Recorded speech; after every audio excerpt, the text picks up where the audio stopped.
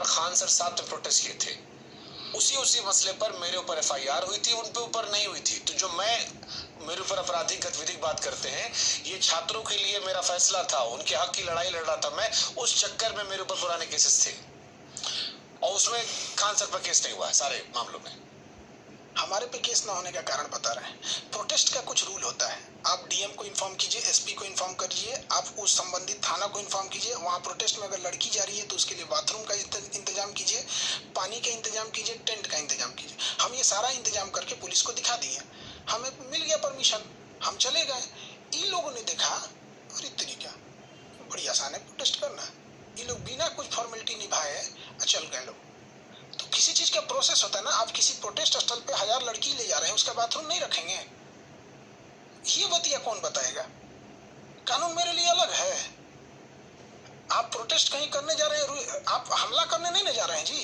Protest आपको कौन दिया है? संवैधानिक अधिकार। तो आप डीएम एसपी को क्यों नहीं बता रहे हैं?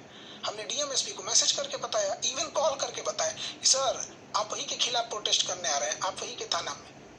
तो क्या डीएम या एसपी भी संविधान से ही बने होते हैं? हम भी संविधान से बने। आप प्रोसेस फॉलो करके जाइए, कभी केस नहीं होगा।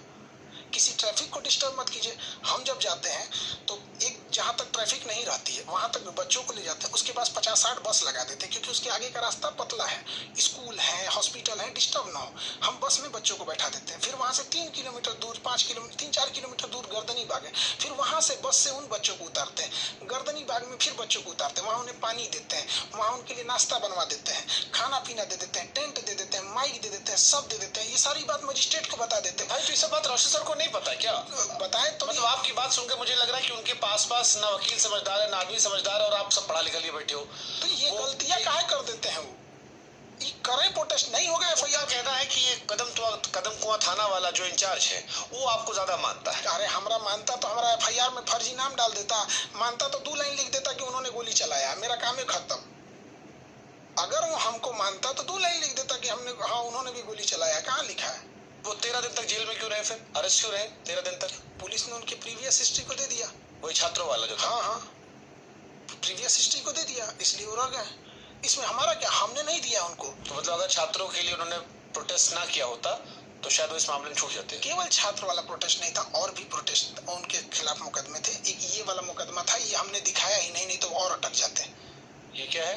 ये एक उनके ऊपर केस है, और जिसपे इनके ऊपर लगा हुआ है, देखिए, किडनैपिंग का चार्ज। यहाँ पे हम महाराज वो टीचर है, कहाँ किडनैपर बना रहे हैं उनको आप? देखिए यहाँ पर पड़ी है।